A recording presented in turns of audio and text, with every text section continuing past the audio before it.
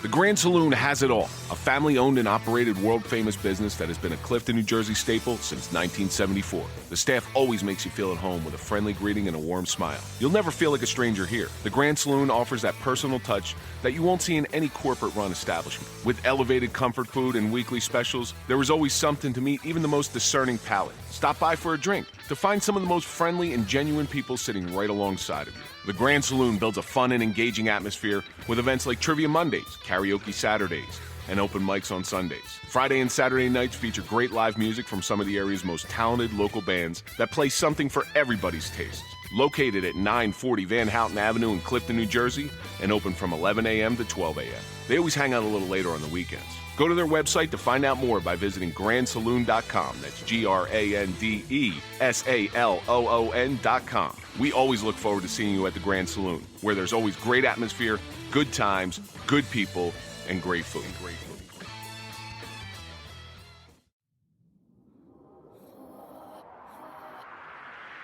Welcome to the Suffering Podcast. Each week we walk you through how suffering is the way to sustainable success and the path to greatness. We can be found on Apple Podcasts, Spotify, Google Podcasts, and many more. Visit thesufferingpodcast.com for complete details. Please subscribe and like to get our latest episodes as soon as they drop. Follow us on Instagram, Facebook, Twitter, and LinkedIn for exclusive content. Please comment. We may read your comments on future shows or even reach out to you for a future guest appearance. Let's embrace how suffering forges bonds that last forever, showing we are never alone. So get ready, sit down, and strap in.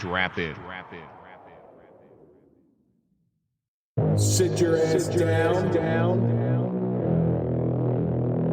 Sit your ass down. Let's talk about the suffering. It's time to start the pain.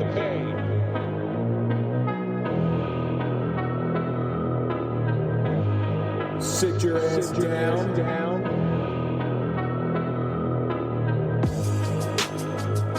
Sit your ass down and strap in. This is gonna hurt.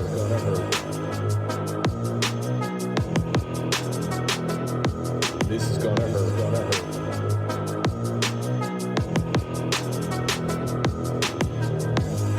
Let's talk about the suffering. It's time to start the pain. This is gonna hurt. It's time for the Suffering Podcast.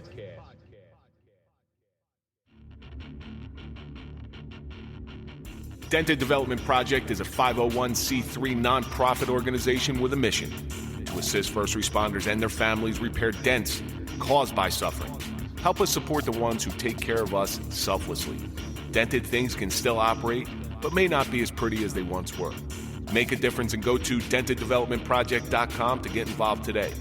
Our heroes need our help. All new Suffering Podcast gear is here. The show depends heavily on our supporters to get the word out. Let people know that suffering is a team sport and no one is alone in their struggles. Wearing the Suffering Podcast merchandise accomplishes that goal. Check out our store at thesufferingpodcast.com or check our show notes for the link. Your support and love means everything to us. It's difficult to live by example. How can you ask of others the things you're unwilling to do yourself? There will be no perspective. There will be no compliance. There will be nothing but a parental relationship. Hey, just do it this way, kid. We all know how well we listened to our parents when we were younger. There are places inside everyone's head that we don't want the public to see. We want them to remain hidden. There comes a time to put up or shut up, to practice what we preach and let go of our suffering. I'm Kevin Donaldson here with Mike Falace, and on this episode of the Suffering Podcast, we welcome back Heather Julia Campbell and allow her to crawl inside Mike's head and my head to see if we're truly living by example, by talking about our suffering and having our own psychic reading. Heather, thanks so much for coming back. It's a pleasure. Thank you for having me. If you notice one thing different, Kevin doesn't read the intros live anymore. No, I didn't read them when you were... No, he didn't. He told me you distract him. He has to do it beforehand. I have to. I actually did this one 2 weeks ago because we had some scheduling conflicts, but today's a little different day. It was probably one of the most uncomfortable things I've ever gone through in my life, and I've gone through a lot of uncomfortable things. So Mike and I, prior to the show, We sat with Heather individually. We had a psychic reading. You're going to hear all about it. You're going to hear some stuff that you've never heard before on this show. We're going to bring out a lot of things that, we try to keep stuff close to the vest, especially when it comes to personal stuff. Everybody knows about our shooting and all the damage. But before we get into any of that, let's get into this week's social media question, and it comes from Janine. And Janine says, aren't you afraid of anybody leaving behind any bad juju? Now, what I take this to mean is any bad feelings, any bad emotions, leaving some bad mark that may rear its head at another time. This was an apt question for you, Julia. So what do you think? You did a room clearing before we started doing our readings. Have you ever been afraid, first of all, that any reading that you've done, somebody was going to leave something behind? No, not for any reading. I know how to clear my energy, and that's very important, is to clear your energy after you do a reading, kind of cut cords from that person so that you don't bring anything home with you. You don't attach to their feelings or attach to their emotions. So clearing your energy is extremely important, but I'm not afraid of anything that would attach to me because I know how to clear it. That's a skill you're going to need to teach me. Apparently, I'm going to need to know it pretty well. Mike, are you ever afraid of that? Yeah, I often think about it. Like, we've had so many characters in here who are, let's just say, not upper echelon people or have done some bad things in their lives. I always wondered if some people aren't so fine and upstanding. Something was left behind at some point. I've wondered about that. People have had some really tough lives who have come in here. I was always afraid that some of it was going to rub off in here and give this just an ominous feel. My son and I were just watching a documentary about the Amityville Horror. Mm-hmm. Okay, and he didn't know about the Ronnie DeFeo murders and all that stuff, and I think he might have saw part of the movie, but it's not really that scary anymore. I've been to the Amityville Horror House, and I wouldn't go in. I drove past it just to see it, say I saw it. I got creeped out. Because if you go in there, I was always afraid like whatever was in there is gonna get on me like a disease. Latch onto you. Yeah, it's like it. If you hang around smokers long enough, you're gonna smell like smoke. Mm-hmm. That type of deal. Mm-hmm. But I don't think I've ever been afraid of it. Maybe I'm just too stupid to fear for that stuff. And it can happen. Things can attach to you. You can bring them home. That's why it's important to know how to clear your energy. Well, if you had to give a piece of advice on being around somebody with damage so something doesn't stick onto you, what kind of advice? Do you have something real quick? I do. Something that can help without you even thinking about it is by using crystals. Black tourmaline especially helps repel negative energy. That's what Helen gave me. It's like carrying, I feel like I always call it my kryptonite because it just reminds me of what kryptonite should look like, except it's not green. She gave it to me to carry around. I used to carry it around. I want you to put a bracelet on, a black tourmaline bracelet, to wear all the time. To accessorize, to match my eyes? To protect your energy. Where would you buy something like that? I make jewelry, so I could make one for you, but you can also buy it at a crystal shop. There are lots of different crystal shops in every town where you can go and you can buy them. You can also buy them online. Etsy has a lot. Amazon has some. You just have to be careful with Amazon because sometimes they're fake. Well, that was my next question. Like, how do you know it's not somebody selling fake Rolexes out of the back of their van? It could be. That's why you have to really know where you're getting it from and trust the source. It'll give you the reverse effect. It'll keep the juju in you. Now, would you know, having your special gifts, and for those of you out there who don't remember Heather or haven't listened to our other episode, you got to listen to it. It's a great episode. Heather is a medium. She's a psychic medium. She also does house clearing. She does readings. She Reiki. Does a little bit of everything, all to benefit and how you live your life better moving forward. If you were to get a fake bracelet, would you know? Yes. Okay, and is it just a feeling? So every crystal has different properties, physical, emotional, and spiritual healing properties. They have different vibrations. I can feel the vibrations of every crystal. So if I picked it up and felt nothing, I would know it wasn't real. And I might even know by looking at it. And I could also, my angels would most likely tell me this is not real. Your angels have names? I don't know. I don't know if I'm okay with that. You said they were all around me when you were doing your reading. I don't know if I'm okay with that. Like, I'm never going to be able to get intimate again. Surrender. You got to surrender. I guarantee there's no angel around named Kevin. Can I tell him, hey, listen, can you give me a half hour or so? Can you just leave me alone for about a half an hour? Need some alone time. Janine, thank you so much for sending that question in. Keep sending them in. We'll try to get them on the air. Now, how this episode came about, and it never aired because I was a coward. I'm going to call it what it is. I was a coward. You were in here the last time, and it's probably November of 2021. And you just started reeling off this stuff about my father. My father and I, we had a contentious relationship. We didn't speak the last couple years of his life, and he passed in January of 2021. So he passed almost 10 months prior to you knowing this. You didn't know any of this stuff. We never discussed it. We were bringing you in here to talk about your gift and the suffering that goes along with your gift. You're sitting there, and I'm writing something because I keep a notepad with me. I'm writing something down, and you start reeling off almost verbatim my relationship with my father. And I stop, and I just look at you. We don't record on camera, and we don't record live, so I put up the timeout sign. I stopped recording, and I said, where the fuck did you get that? Where the fuck did you get that? Like I was taken back. You threw me totally off my game. I couldn't continue recording. I ended up cutting it out of the episode, whatever I could leave in, I left in, but I never associated it any with me. So it was a coward move for me. And I understand it was a coward move. But you had just caught me so off guard. You caught me so off my game. So Mike and I were talking about you one day and your gifts, and Mike brings it up and says, you know what, we should probably have Heather back and do some readings on us. The idea behind that is everybody comes in and bears their souls to us. We should give back and have our souls bared to them. We got to live by example. Yeah. We got to, I talk. It would be hypocritical, really, if we didn't. I do not talk about my father on the show. I do not talk about any personal relationships I had with my family. I talk about my grandfather because I loved him dearly. The bad relationship between my father and I just leave out. You know, again, it's that trying not to bring up the bad memories type of deal. So that's how this episode came about. And when you had found out that you kind of read that out of me, how did that make you feel? Did it make you feel good? It's like, well, you know, this is what I do, or is it just a normal thing for you?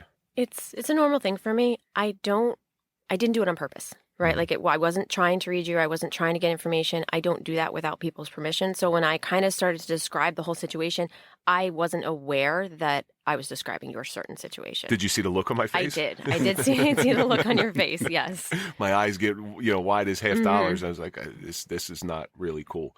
So I like sensed it too. It was just like such a tension came over the room. I'm like, uh-oh.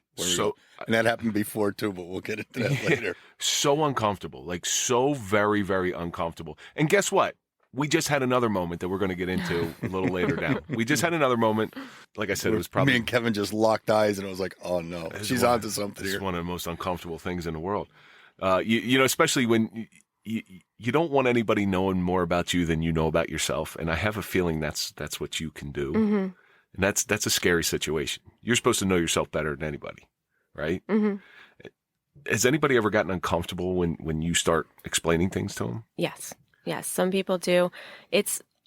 Sometimes it's hard to kind of look within, right, and see a mirror up in front of you and see the different situations or maybe things that are holding you back. And it's usually yourself that's holding you back in some way. It could be from trauma. It could be from your own, how you are, things that you need to change. Sometimes people have a hard time receiving that information, but it's not coming from me. And I know that. So if someone kind of gets a little bit uncomfortable or they're like, no, that's not me. I'm not like that. Then kind of towards the end of the reading, they'll be like, okay, you were right. That's exactly how I am. If the reading's over, you know what? It's just hard for me to admit it. And I said, I understand and I get it. And I'm not trying to say anything to hurt you or to point things out or to judge you. My intention is to help you. And this is what is coming from the other side. I am just the medium. I'm the vessel that is delivering the message. That's what I was going to say. You said judge. Do you ever like judge someone when you hear something? One of the angels said that this is what he did last night. Yeah. You go, damn, buddy, can stop. No, I don't, because everyone has different things that happen in their life. Everyone makes their own choices. And I believe that if you can kind of look at those choices and see it from a higher perspective in terms of a way that you can learn and grow from it, and that's kind of where I come in, is where I can help people kind of learn and grow from certain situations. That's how I try and look at it. And I don't judge because I want people to feel safe around me. I want them to feel like they can share and it is okay. Whatever I'm picking up on is a safe space. Did you ever chuckle? Did you ever get a laugh? You mean a laugh from someone else? No, from one of the angels or spirits tells you something, and you're like, yeah, "That's pretty good." That's Yes. pretty Yes. She's going to go home. On the ride home, she's going to go, those two guys are fucked up. I didn't even say half of the things I could have. Well, you got, a 40-minute ride home, so you're going to take, it's going to, half hour of that's going to be trying to clear or giggling for at least 20 minutes. Giggling. Well, it's funny. So I didn't even tell him this. When Heather was in here the last time, she said that there are times that you went to a psychic reading or whatever it was, and you went outside and actually threw up. That was after investigation that I did, yes. She's going to be puking all over your lawn. Puke right down the driveway. That was more of an energy release, though, right? Like back to her question about releasing energy, that was part of my body releasing the energy. From that house, it was just so much that as soon as I walked out, I threw up. That happened in The Exorcist as well. I just want to point that out. It was pea soup, but that's a different story. So walk us through how the process, because I know you have a whole process behind getting ready. Mm-hmm. Walk us through the process of doing a spiritual reading. Okay. So and I know we kind of we touched on this a little bit the last time you were in, but today I actually saw it firsthand, so I'm pretty interested in it. So for me, I love crystals. I use crystals, so I kind of set up crystals around me. I have crystals that I like to hold during a reading. Before I do a reading, I clear myself. I clear the energy within my body. I move energy from each chakra up into my crown chakra and kind of clear my entire body so that I am ready and prepared to deliver messages from the other side. So that's kind of what I do. And then right before I speak to someone, I call in their angels, guides, and past loved ones in love and light only.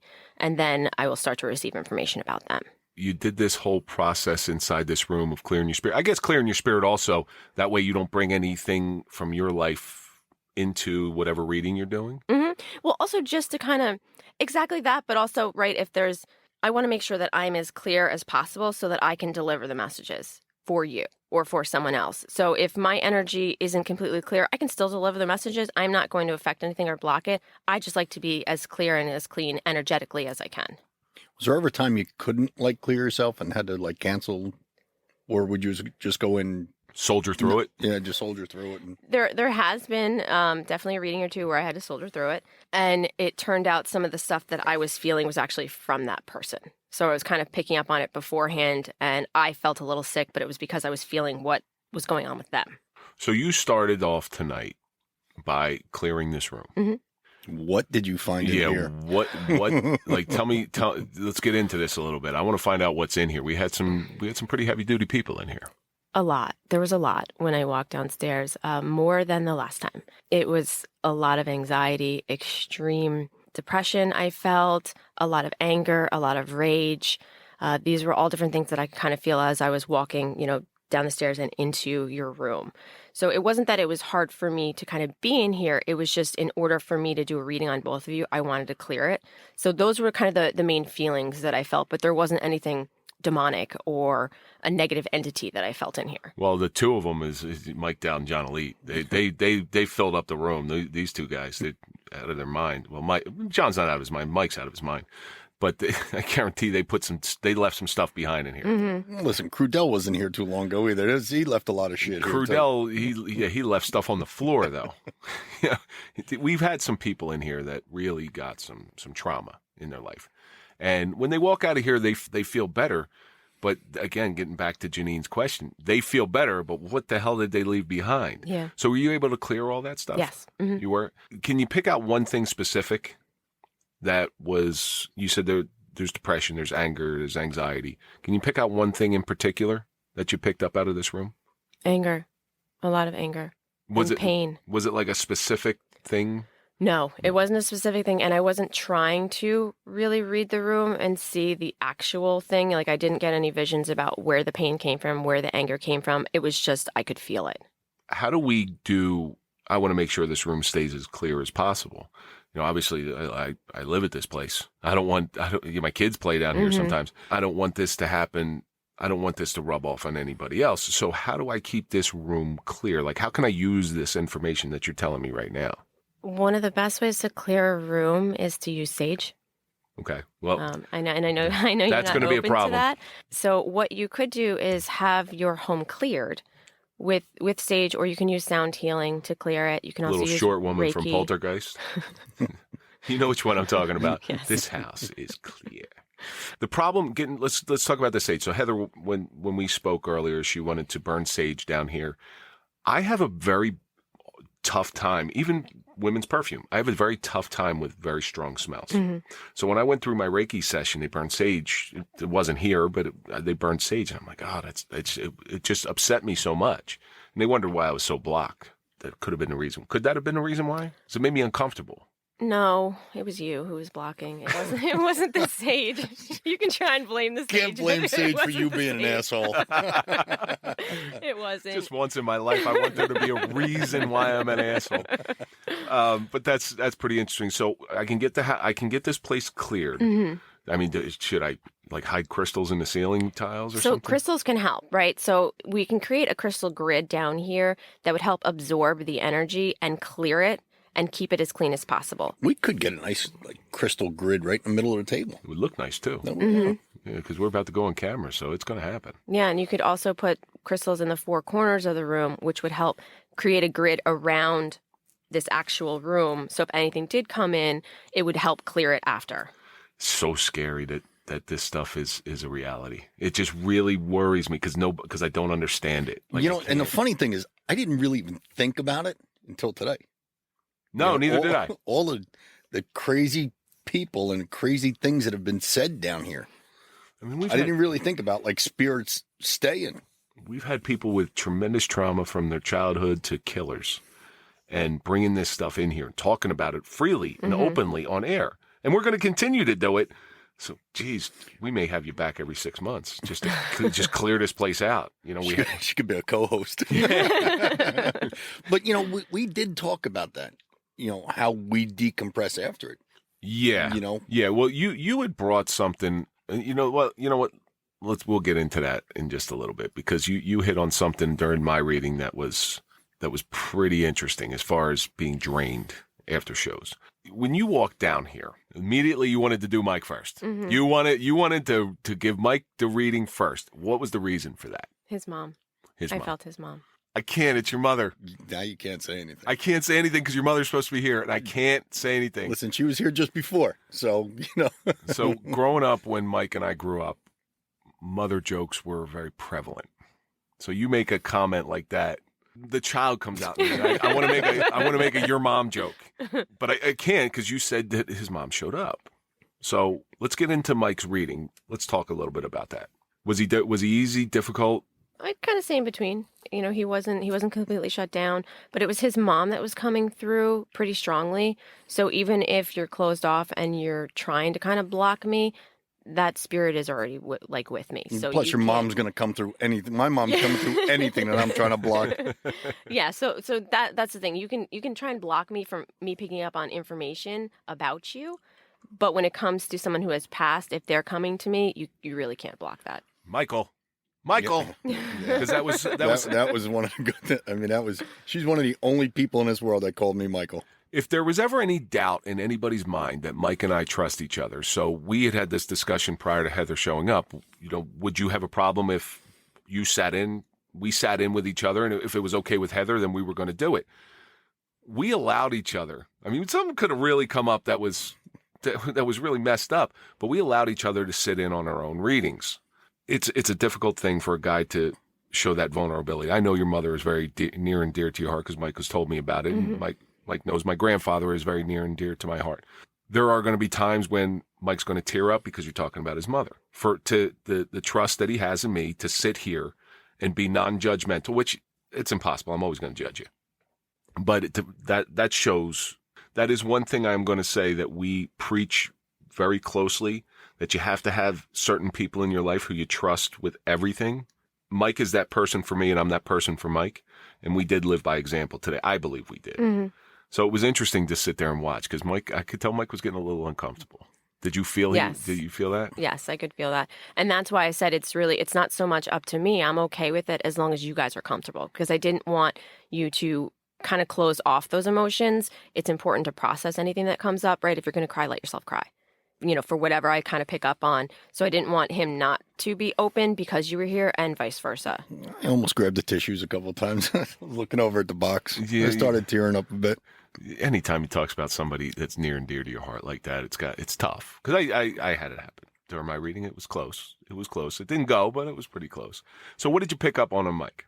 On Mike, I'm trying to think, because when I do readings, it kind of goes in and then it goes out. I don't. Well, I got a whole list of notes.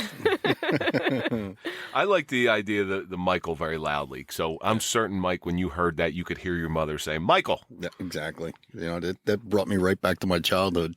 You talked about like fighting and stuff like that and lighting fires. And I was a typical boy growing up. Did you ever light your house on fire? No. We used to just play with matches all the time. Me and a friend of mine, we used to go burn paper out in the field, burn cardboard boxes, and I'd get in trouble for that all the time. And as soon as I got home, it would be Michael. But not Frank. No. Frank. No. Frank was the good one? Yeah, Frank was a good one. See, the older brothers are always the good ones. No. Mine was too. Because he used to tell me to go do it. And I'd go do it, and I'd get in trouble. You picked up on something. Was it a necklace? The necklace, yeah. The necklace, okay. You didn't give too much information when we were sitting here. You picked up on a necklace that his mother wore. Mm-hmm.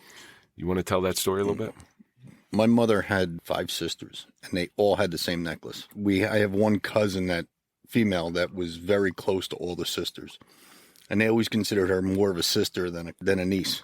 They kind of made a pact that the first sister to pass away, that necklace was going to go to their niece. Mm-hmm. And when my mother came down with cancer in 2011, a couple of the sisters were here. They live in Florida. They were up here. And my mother was in hospice. She was on morphine and all that. And it was just a matter of time. When we went to the care facility that she was staying at the next day, her necklace wasn't on her neck anymore. That's the day she passed away. Mm. My brother and I had a big argument with the sisters. We want that necklace back. We want to, when we lay her out, we want her wearing that necklace. They kept saying, well, as long as we get it back, as long as we never gave it back to them. You cremated your mother with it? Yeah. Good for you. Good for you. That was her special thing. Her necklace. But again, but it was so hurtful that my mother was laying in bed on copious amounts of morphine, couldn't move, couldn't do anything. And they actually reached around her neck and took that necklace off. That was a big sticking point for me. That's because people suck. Humans suck. Humans suck. They really do. Not dogs. No, not animals. It's just humans. And the crazy thing is we really haven't talked to those sisters since then. So something very strange happened during Mike's reading. You had started talking about the podcast. It was very nice. I was very encouraged by that. So listen, if anybody's pulling for your gift to be a reality, it's me.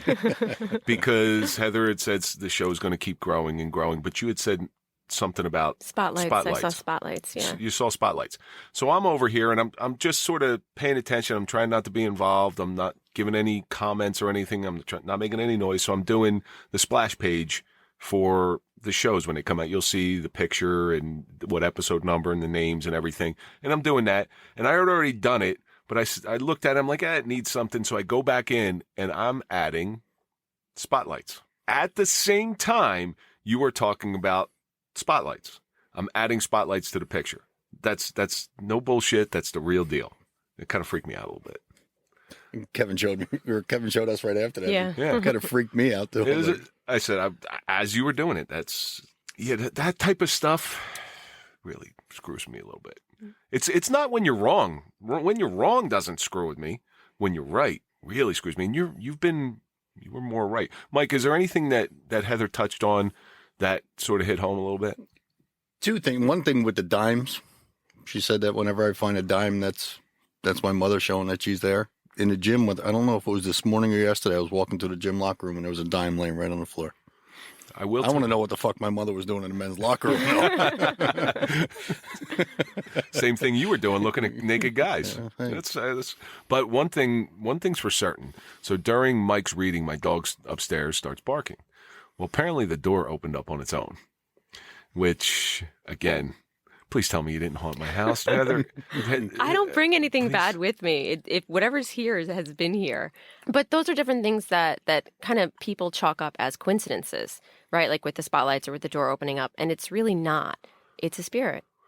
Well, she did say that if a dog, if I have a dog, which I did have a dog when I was living at home, now where I'm staying, my friend's daughters have a dog, and the dog will just bark. Was that before or after my dog started barking? I think it was during. It was almost like right at the same time. So that's coincidence number 3. Like really big coincidence. That's not like saying, hey, I heard your grandmother had hair. So that stuff, I'm more afraid of you being right than wrong. You follow me? Mm-hmm. That's how scary Kind of it is. hoping she was wrong on a couple things, but getting back to the dog barking thing, I always said, I like to take a nap during the day. The dog that we have at the house now barks every time I go in to take a nap. and Heather said, you're pretty much like your mother's trying to break your chops. She doesn't want you to take a nap. And that would be like so my mother, because she did that all growing up. That's a scary, scary thought. But now, when you hear these things, Mike, how does it make you feel that Heather is being so accurate? It's scary, but it's also comforting to know that she still is there. She was, and always will be the most important female in my life. Sorry, Mackie. Oh, that's another. She's thing. not listening. No. But yeah, so Heather did hit on Mike's girlfriend, Mackie, who's a wonderful person. I know her. Way too good for you, man. I will kick my coverage By 100 yards, minimum. Minimum. I still think you have something on her. So how did that come through? Like, who told you that? Do you recall when you said that about Mike's girlfriend? It was his guides. His guides. Yeah. Who? And did you see? You don't see guides. You feel them, right? Both. Both? Yeah. What do they look like? Yeah, I didn't see his. I don't always see them. They don't always show themselves to me, but they talk. They told me. Is it? I hate to make light of it, but is it like a Slimer from the Ghostbusters, or is it like a spectral or a color? Like, I want to know. I honestly do want to know what you see when you see those. You did bring up colors a lot when you were talking to Kevin. Is that the way you see? No, that was them showing me stuff about him and different things that he was seeing. So it's different with everyone, with every reading. It's not the same.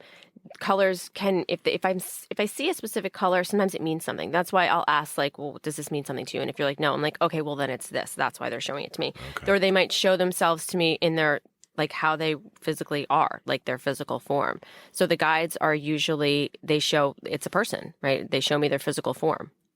And is it like a spectral, like you would think what you see in the movies with a ghost? It's not like, I forget his name, the green guy in Ghostbusters. Slimer. Okay, Slimer. It's not like that at all. They don't look like that. It is more of, they show themselves. The librarian in Ghostbusters, more like that? Yes. Okay, well that's I think that's creepier. Yes, it's more like a human figure, but it's not, it's like, I can tell the difference, right? Like, you are obviously, you're complete, you're whole. They are not as physical, right? Like, it's kind of like an outline, and then I can see their body, I can see their face, but I can see through them too. Wow, like if just not comfortable with any of this, Mike. Doesn't that freak you out? I mean, obviously you've been doing this a long time, so you're used to it. That would freak me out if I saw something It did. like that. It did in the beginning. It really freaked me out. It scared me. It terrified me. I didn't understand it. I didn't know what was going on, kind of what was happening.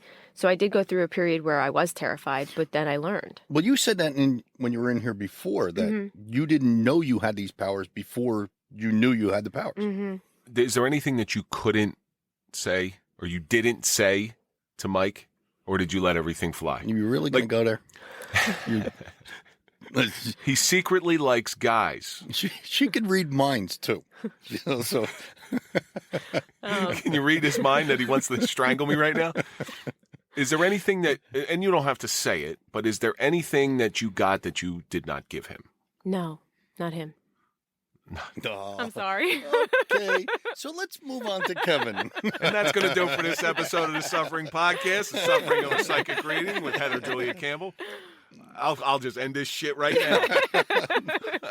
I don't want it. Oh, not him. Oh, here we go. Not him. Here we go. Oh, God. Do we have to go through the second portion of the readings? We do. Oh. I asked if you wanted to do a whole episode. You said yes. No, but Julia, Heather, I just want to say you were spot on. You really were. I mean, some of the things that, like Kevin said, just the loud Michael. I mean, that was my mother. Yeah, I heard that very, very clearly. Her saying that, and that, right. And I understand that there's people that don't believe in what I do, and I get it. They haven't experienced it. I'm very skeptical. I was going to say skeptical. I don't that. want to say don't believe, but skeptical is always out there. Mm-hmm. I haven't, although the more I'm around you, the more I'm going to start to become a true blue believer. Yeah, so don't expect us to invite you back to all that often. Because once again, I'm not afraid of not believing. I'm afraid of believing. Yeah. Which is an odd thing. Now, Mike, is there anything that you wish that Heather would have seen or brought up that didn't happen? No, like I said, I just want to make sure she's still here and she's still looking down.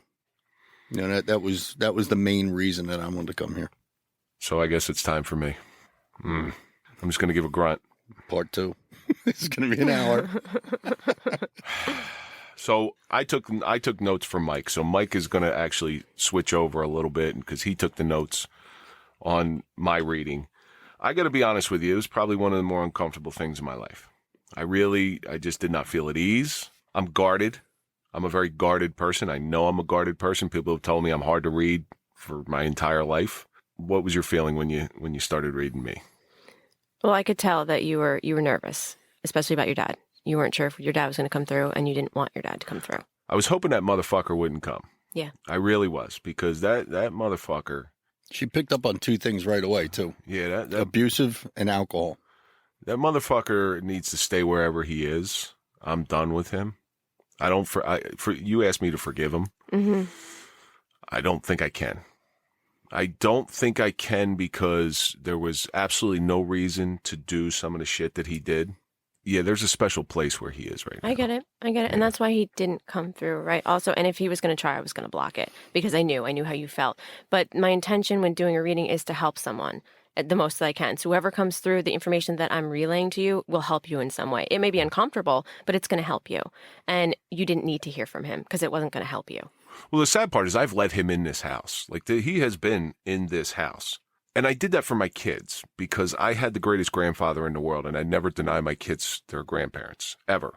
You know, there's some grandparents I don't really care for, but they were always free to see the kids. So I just put up with it. I just ate it until I couldn't eat it no more. Mm-hmm. And like I had said earlier, my father and I, we did not speak for the last 2 years of his life. So as the story goes, and I'll never let this one out. I can't let this soundbite get out. 3 days before my father dies, he went into the hospital for renal failure, ends up getting COVID in the hospital. 3 days before he dies, he calls my phone, and I never picked up my phone for him ever. Leaves me a voicemail, which is still on my phone to this day, which I have not listened to the whole thing. And you could tell his voice was raspy. You could tell he was sick. But it says in there, it looks like I'm getting out of here and you're not in the will anymore. It was really fucked up. Like I was really, and I listened to maybe a minute of it. It's about a 3-minute message. My wife has listened to it. I refused. I said, fuck him. You know, that's it. I said, what are you going to leave me? The vast Donaldson financial fortunes? There's nothing there. And even if there was something there, I don't fucking want it. So I got really mad at that. But for some reason, I never erased that message off of my phone. And it's still there to this day. I don't think I'll ever let that message out. It was a shitty. So 3 days later, he dies. You know, and there was no funeral. There was nothing. But the funny thing is my dog had died. And this is gonna sound fucking awful. This is really gonna sound bad. So my dog had died in November of 2020. Cried like a baby. I was inconsolable. Fast forward to January 2021. My father dies. Not one tear. Not one tear. So there's a little bit of my damage when it comes to that, and that's stuff that you really didn't know. I never let a lot of that stuff out to you. Mm-hmm. But again, like Mike said, we asked people to come in here and bare their souls. We would be hypocritical if we didn't bare our souls as well. Now, sticking with that point, when Heather was doing your reading, she kept saying something about a bottle inside. Could that be his bottled up feelings towards his father? Yes, that's exactly what it was. That's exactly what I was getting out of it. So how do you uncork the bottle? You kept saying uncork the bottle. And I don't want to carry this shit around, but unfortunately, it's there. Yeah. I can't undo that. You kept saying uncork that bottle, uncork that bottle. How do you uncork that bottle? Explain to me how. So you have to face it instead of hide it, right? Face and process all the feelings, all the hurt, all the anger, all the pain, all the abuse that you went through. You have to relive it, and then you can let it go. But if you keep bottling it up, right, and that's what they were showing me was this bottle inside you that you keep pushing stuff more and more down. If you don't address it, it will manifest in some type of disease within your body. Fuck. You gotta listen to that whole message now. my feeling is with him is he's not worth any more of my time. He's rented enough space in my head. Absolutely. But the thing is that you don't need to carry that pain with you, right? So I understand you don't want him to rent space in your head, but he still has a lot of space in your head. He has a lot of space in your heart that hurts still. You're releasing yourself from that pain. It's not about forgiving him and you're condoning what he did. Not at all. You're releasing his energy, all that past hurt, all that past pain from you so that you can kind of move into the next level of your life and not have that pain and not have that burden that you've been carrying for so long. So face it. Give me an example of how to face it. Well, so it would be important to whatever kind of comes up in your mind, right, when you think of your father, writing it down. Should I listen to that message? Should I listen to I've never listened to the whole thing. That would be a start, right? But listening to it and trying to learn from it rather than letting the anger come out. I mean, the anger is going to come out, right? And that's important for you to process it. Left me that message on 1/23/21, sitting right there. I'm showing my phone. That would be interesting. It would be very difficult to do. It would be difficult, and it's not easy, right? But it would help heal you. Healing is not an easy journey. It's painful. It sucks. It fucking hurts, but it's worth it. Because at the end of the day, then you release yourself from all of that, and it's not in your mind anymore. And if it does come up, you're like, okay, you know what? He wasn't the father that I deserved. It wasn't my fault for what happened, but it is your responsibility as an adult to heal from that trauma. Or was he the father that I deserved? That's the question. That's the $1 million question. No, but I mean, I think you could learn from that just because you're a better father, because you learned what not to do. Yeah. There are some times, and I don't know if this happens with you, the bad habits of your parents creep into how you raised your kids, even the ones you didn't want. And I do find that from time to time, that I try not to. I seriously make a very conscious effort not to do that. But some of his bad habits do tend to creep in sometimes. Mm-hmm. And they're not good ones. There was not many good things there. That was a tough thing to sit there and listen to. But then you were, the great thing, and it actually made me tear up a little bit, is you were able to see my grandfather, who by far was the most important man in my life ever growing up. To this day, I still talk to him. You said, do you still talk to him? Of course I still talk to him. I talk to him as if he was still there. Mm-hmm. And he's been gone now for 26 years. So there's not a day goes by I don't think about the guy. You know what blew my mind? When she said, I'm seeing a podcast, Chip. And I just saw that look on his face. I was like, she hit a nail here. You hit a good one there. That one was pretty damn... So I had gone down to Atlantic City. I was going to a coaching clinic. All my family is from the Atlantic City area. And every time I go down there, I try to go visit the old man's grave. Mm-hmm. And I'll sit there and I'll just talk to him, just the way he and I used to sit and talk when he was alive. His headstone's sitting there, and there's stone in the middle, and it's got little pillars on the side, and I just sit there and I have a discussion with him. Well, we have these poker chips with the Suffering Podcast logo on it. Every time I go down there, I sort of give him an update on me and the kids and how everything's going. Well, I just take the chip and I put it down there, and you put it on the base of the stone. Yeah. Who told you that? He did. He did. She brought up the poker chip. She said, did you ever give him a poker chip? You go, 2 weeks ago. On his gravestone. Yeah, he showed me his gravestone. Yeah. That was pretty cool. That was pretty cool. Because I miss that guy. He taught me everything I know about being a man. So some of the lessons that he taught me, I bring onto this show on how to deal with certain things, certain ways to live your life. One of the most important lessons he taught me is never turn your back on somebody and allow them the opportunity to call you an asshole. I fail at that more than I succeed at that, but it's always in my mind. So in this studio here, I want people to leave this studio clearer, a little lighter, and happier. And in this studio, I do live by that example. I don't want them to walk out of this studio and have the opportunity to call me an asshole. I want them to know that I'm doing everything I can, either to help them highlight their story, get the word out, or whatever we can do. So, okay, now we're looking at 5 serious things you hit on. 5 real. She asked you if you had GI issues also. Yeah. Well, yeah, I have GI. I have bad GI issues. I've had stomach issues my whole life. I have diverticulitis. I ended up going gluten-free, which has helped a lot. Irritable bowel syndrome, all sorts of different issues. Now, the GI issues, how did you pick that up? That was one of your guides told me. So these guides that are hanging around me, these motherfuckers better not be watching me at certain times. I mean, otherwise, when I can eventually hear them, hopefully I'll be able to hear them and talk to them when I pass off, when I shuffled off this mortal coil. They better not judge me. They don't. They're here to help you, right? And the things that they show me or tell me, it's also to prove to you, right? Like, how would I know that? There's no way that I would know that unless someone from the other side told me. Well, just tell them to avert their eyes at certain times. Those lonely nights. Yes. Oh, God, you're oh, God, Kevin, you're disgusting. Oh, jeez. The one big one. And this was a bad one. Where I actually said, what did I say to you? I didn't tell you, fuck you, did I? No, you said just move on or move on from that. No, I said, what the fuck? You said fuck, something fuck, I said, what the fuck? That was the first thing that came to my mind, and it just came out of my mouth. Do you remember what it was about? Your heart. First, he asked me if I got shot in my heart. And I said, no. And then you went to Was there something near your heart? Yeah, something happened with your heart. So in the beginning of February, and very few people know this. I mean, very few people.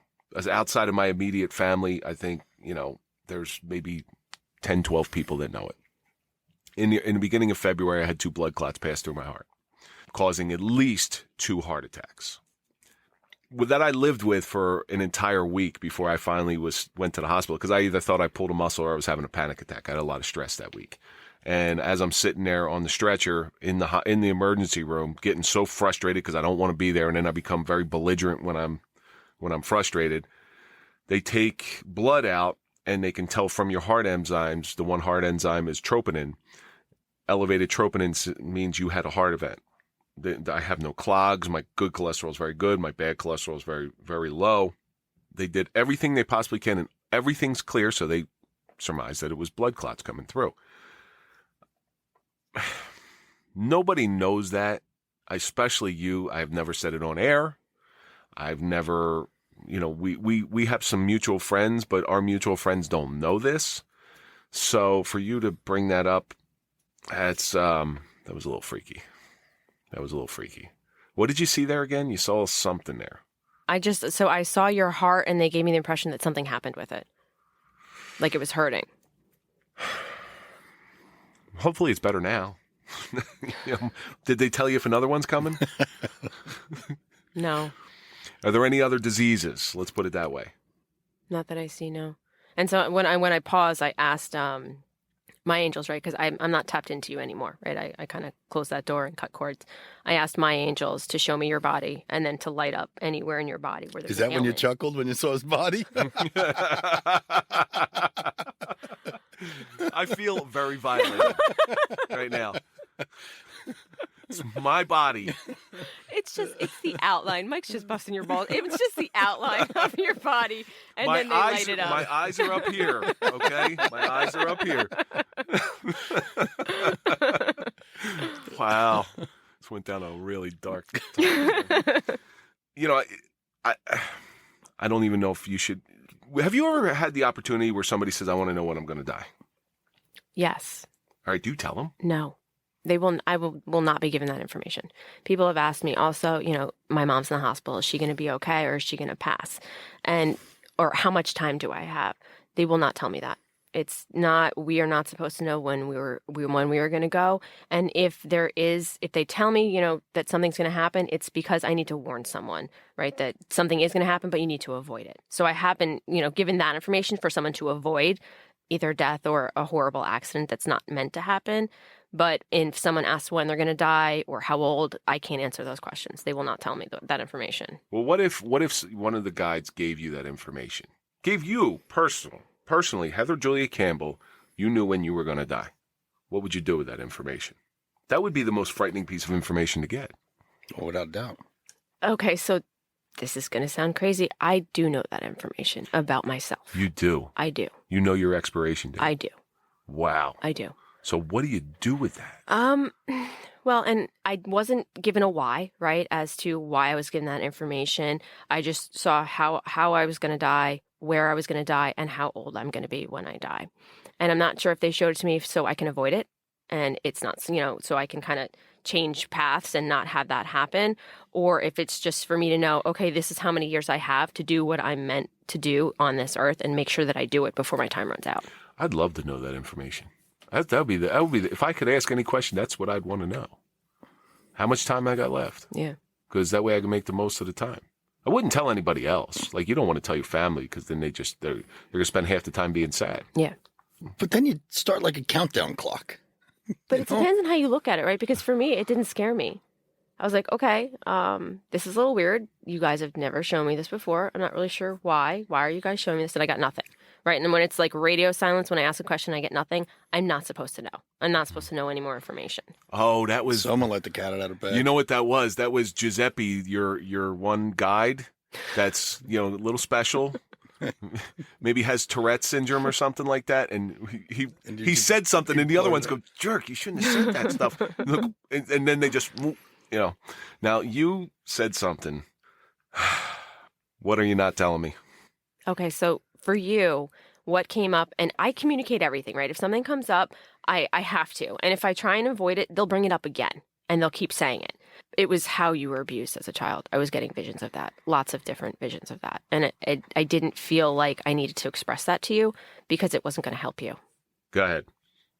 Oh, you want me to say it? Go ahead. Was there something with the phone? Something that happened with the phone?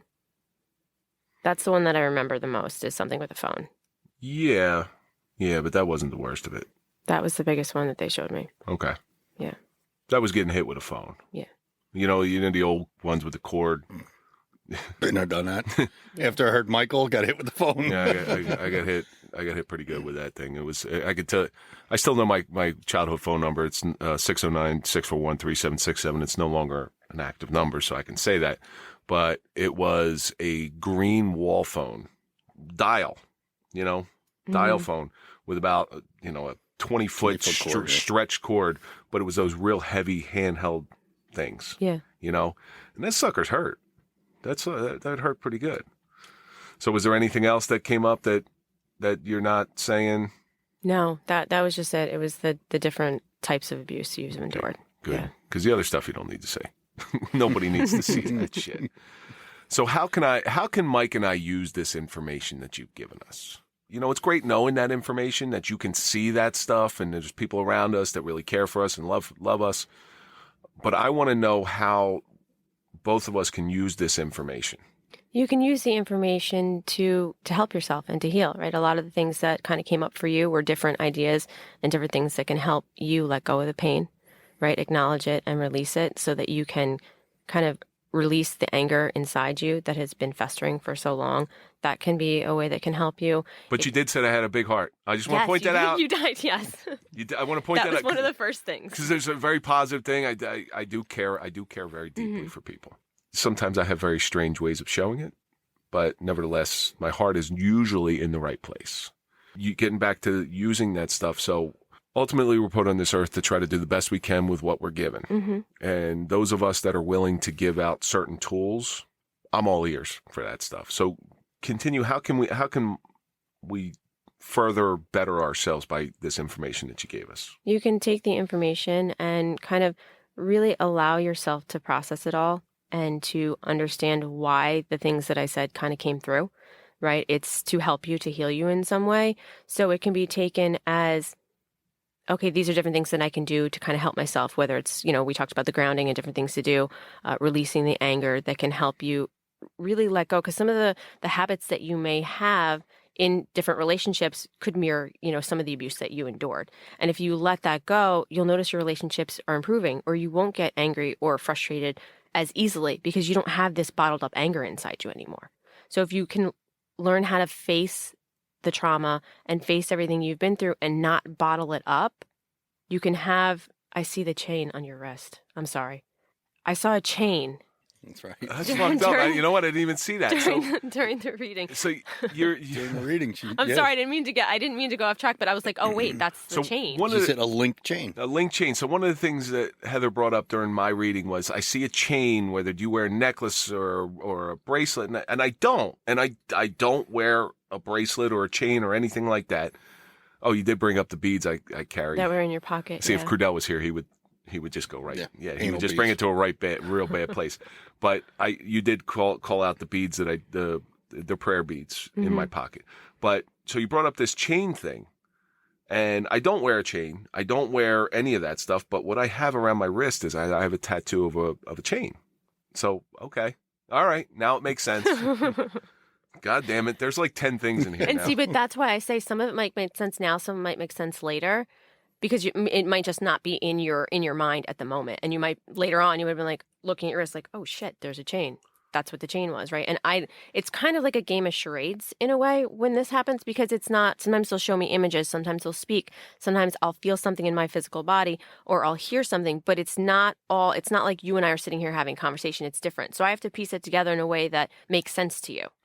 But it doesn't make sense to me. So for me to be able to make sense to you, sometimes it could be a little challenging. So one of the things I really liked what you just said right there, what you said prior to that was you learn about certain traumas in your life. That way you don't repeat them. Because I was always told that trauma doesn't have to play on a rerun reel. All right. So that makes a lot of sense to me.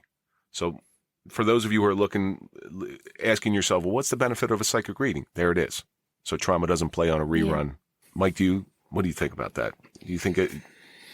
Well, yeah, I mean, I definitely agree with that. I mean, trauma shouldn't have to be a rerun. I mean, once you go through it, and like we talked about, it's how you come out of it. This is a tough episode to do because things that Heather is telling us, I want to sit here and think about, but we can't. We're sitting in front of microphones. We're doing a show. It's very difficult. This was probably one of the more difficult shows for us to do. We should have had a reading like yesterday. And then came in today and process it. I'm figuring I'm not going to go to sleep tonight. Well, she didn't tell you your expiration date either, so I want to know that. Come on, it may be tonight. Because you said one of my guides, one of my angels is Raphael and Michael. All right, well, come on, guys, let me know. I want to know. Do I have a week? Do I have a month? Do I have a year? You're not going anytime soon. Only the good die young. That's why. Evil never dies. Well, Heather, we're coming to the end of this thing, and we're so grateful that you came in here and did all this stuff. And it was really just a great experience for me, anyway. I don't know how you feel about it. Oh yeah, without doubt. It was really cool to hear all this stuff. And like I said, I was skeptical. I'm always skeptical of things I can't touch, taste, hear, smell, or understand. Yeah. You've done these spiritual readings on us. What has it taught you? Besides, we're fucked up. And has it changed your impression of us? She used to think we were nice guys. You guys are gross. It doesn't change my impression about you at all. Everyone has something, right? Everyone has some type of trauma that they've been through, something that they don't want other people to know about. They don't want to know how deep it hurts them. But I don't judge. Like, I understand. I've been through a lot of trauma, fucked up shit in my own life, right? That I had to kind of overcome and face. And I know how to do that. Because if I didn't do that, I would probably be stuck in a dark hole. And I don't want other people to be stuck in dark holes. So if I can help other people by delivering healing information, whether it's from a past loved one that you need to hear from, maybe there was turmoil and you actually need to hear from them in order to heal, or it's information that can help you live your life better, that's what I enjoy. That's what I love to do. Well, you do a damn good job of it. Thank you. You really do. You made 2 believers today anyway. I have to say that I'm leaning towards the belief side. There was way too much that was brought out here that was pretty good. And you know what, Mike? Our audience learned a lot about us. They learned some stuff they never heard before. And like I said, people bear themselves. Why can't we bear ourselves? Heather, I thank you so much for coming in today. Is there anything you want to plug? My social media, Heather Julia Campbell, is my Facebook and my Instagram. My website is heatherjuliacampbell.com. And for paranormal investigations, it's terrortalknewjersey.com. Terror, TERROR. TalkNewJersey.com. Yes. We'll put links to all those on our show notes. And that's going to do it for this episode of The Suffering Podcast, The Suffering of a Psychic Reading with Heather Julia Campbell. Well, let's think about all the stuff that we learned today. Don't get stuck in a dark hole. Open your mind. We do the best with what we're given. Trauma doesn't have to be a rerun. But most importantly, clear your energy. And that's going to do it for this episode of The Suffering Podcast, The Suffering of a Psychic Reading. Find Mike on Instagram at dented_ace. Find me at Realkevindonaldson. Follow us on Instagram, Facebook, Twitter, LinkedIn, TikTok, and now on YouTube. And we will see you on the next episode of The Suffering Podcast.